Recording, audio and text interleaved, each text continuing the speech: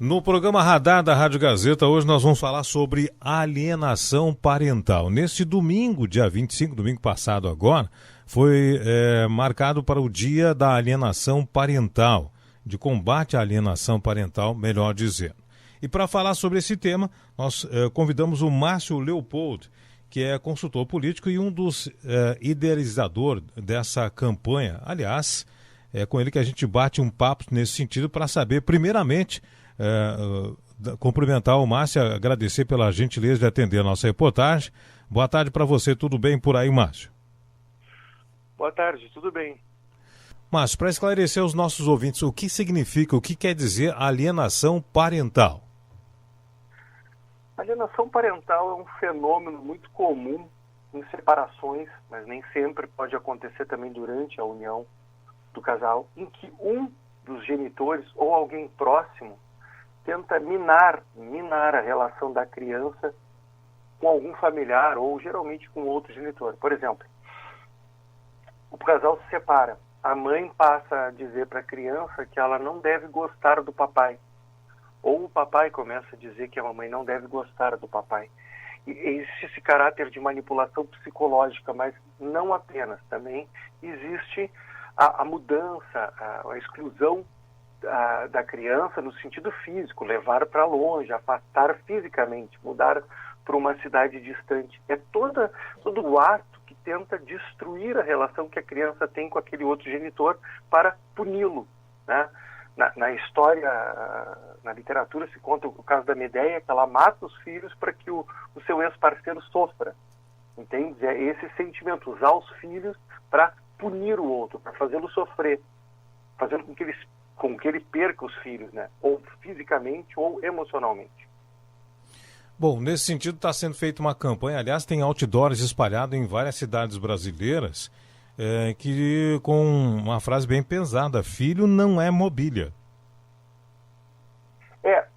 Nós somos um grupo de pessoas que de alguma maneira orbita esse tema da alienação parental, né? Ou são pessoas que sofreram, ou são pessoas que trabalham com isso, ou são pessoas que têm interesse intelectual no tema, porque é um tema bastante importante da perspectiva das crianças, né? E a campanha que nós estamos fazendo este ano visa conscientizar e mudar a percepção que se tem em relação à mudança das crianças para outro município. Geralmente, é muito comum que quando o casal se separa, um dos dois pegue a criança, subitamente mude de cidade, e aí diga que avisei, ou manda um aviso: olha, eu me mudei, estou morando aqui a 600 quilômetros de onde o papai ou a mamãe moravam. A lei veda isso. O Código Civil veda essa mudança, independentemente do regime de guarda, independentemente da situação conjugal. O inciso 5º diz que, para haver a mudança, ambos devem participar dessa decisão, o pai da criança e a mãe da criança, que são as pessoas que detêm o poder familiar. E a lei de alienação parental, ela vê com muito maus olhos essa mudança, ela trata como abuso. Dos 4 artigos da lei de alienação, dos 8 artigos, 4 falam mal dessa mudança. No entanto, ela ocorre com a boa vontade do judiciário. Há uma desinformação em relação a isso. As pessoas acham que basta comunicar da mudança, como se a criança fosse um móvel, uma mobília. Vou me mudar, peguei as cadeiras e as crianças. E não é assim. Bom, a legislação que trata desse tema ainda não está sendo cumprida ou precisa ser aprimorada? O que se diz da legislação que trata sobre alienação parental? Ela precisa ser aprimorada ou precisa só ser seguida?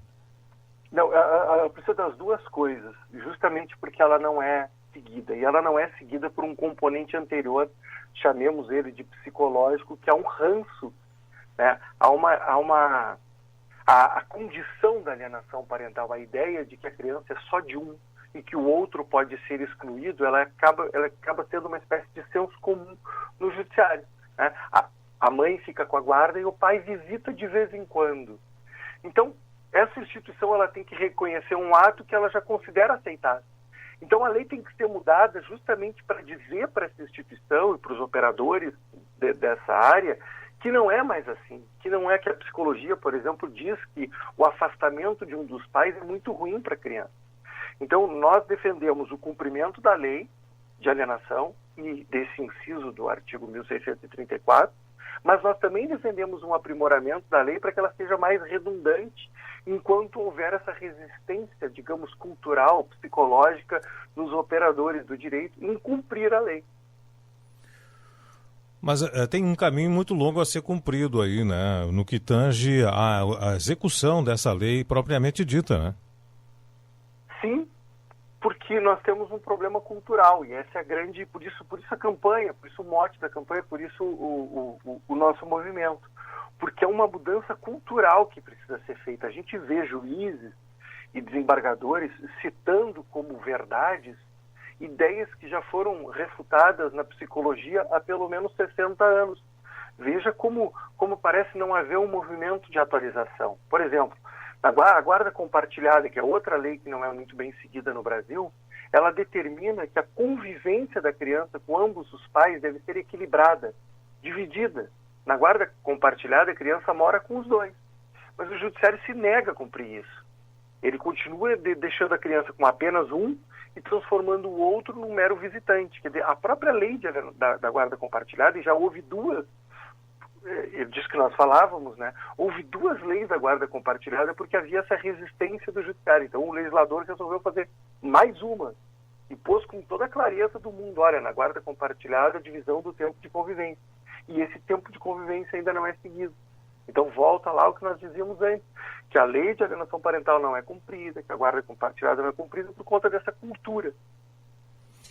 No caso da separação, quando da separação dos casais, geralmente o que se ouve falar é que o juiz decidiu pelo bem-estar da criança e acabou deixando com a mãe. Mas não quer dizer que o pai não possa ter a guarda compartilhada também. Excelente pergunta, excelente pergunta. Tem um teórico americano chamado Robert Menoukin, que estudou bastante esse termo do supremo interesse do menor, e ele dizia, né, que essa ideia do supremo interesse do menor é uma espécie de biombo em que você põe os seus preconceitos lá e aí diz que está julgando de acordo com o supremo interesse do menor. Veja que há muito tempo a psicologia diz que o supremo interesse do menor é ficar com os dois. Existem centenas, milhares de pesquisas feitas nos últimos 40 anos dizendo isso. A criança numa guarda unilateral, ela tem diversas dificuldades. Gravidez na adolescência, envolvimento com a criminalidade, baixa autoestima, problemas educacionais, por conta, inclusive, da ausência da figura paterna. Então, quando o juiz determina que a criança fique apenas com a mãe, ele não está mais cumprindo o supremo interesse do menor. Ele não está fazendo o melhor interesse da criança, ele está julgando de acordo com preconceitos antigos, com crenças antigas. Era justamente o que eu estava dizendo. O melhor interesse da criança é ficar com os dois. Na hora da separação, deve ser dividido o tempo de convivência, claro, se ambos quiserem, né? Às vezes o homem não pode, às vezes a mãe não pode, tem um trabalho que impossibilita, trabalha na Petrobras, é deputada, precisa viajar muito, e aí ela pede para o outro cuidar, ele pede para o outro cuidar, mas em geral, no mais das vezes, o ideal é que a criança fique com os dois em períodos iguais de tempo. E que haja consenso entre os dois, né? Nesse caso, se um trabalha externamente, tem viagem e o outro concordar em ficar com a criança, acho que é o melhor caminho para isso tudo, né? Mas tem muito a ser debatido ainda, por isso dessa campanha, né? Isso. A questão do consenso é um ponto trágico disso, porque o judiciário acaba estimulando o litígio ao favorecer um em detrimento do outro, e aí acaba tendo uma luta, uma guerra que é aproveitada pelas pessoas que querem punir, né? Voltando ao tema da alienação parental. Se o judiciário desde sempre entendesse que a criança vai ficar com os dois e que o movimento em favor dessa convivência equilibrada com os dois vai ser institucional, né, padrão, vai reduzir o conflito, porque a pessoa sabe que não há como fazer uma espécie de catimba, entende? Porque acontece muito a catimba no judiciário. Aquele que detém a criança, ele começa a fazer catimba, ele começa a dizer, não vou deixar ver, não vou deixar ir na casa, não quero a guarda compartilhada, não quero isso, não quero aquilo, como se fosse proprietário da criança. E filho não é mobília, né? Principalmente o ranço da separação que provoca tudo isso, né? A pessoa ainda está magoada e usa o filho para atingir o outro. Geralmente acontece isso. E o judiciário parece incentivar isso. Ele devia deixar bem claro que uma coisa é a conjugalidade, que acabou, outra coisa é a parentalidade, que permanece. ambos terão de cuidar dessa criança. Essa criança precisa de ambos, do pai e da mãe, né? E vai ser beneficiada desse duplo referencial, né? Muito bem, aqui eu conversei com o Márcio Leopoldo falando sobre alienação parental, um assunto bastante pertinente do nosso dia a dia e que precisa ser bem explorado, ser bem debatido para que a gente avance nas relações entre os familiares, né, entre os casais separados, os filhos, para que todos tenham um bem-estar de vida. Obrigado, Márcio, pela entrevista. Eu que agradeço e convido as pessoas a lerem o nosso material. Procurem Filho Não é Mobília no Google, ou procurem a página Alienação Parental Brasil no Facebook, ou a página Diário de um Alienado também no Facebook. Está tudo lá na nossa campanha material. Muito obrigado, Márcio. Grande abraço. Abraço.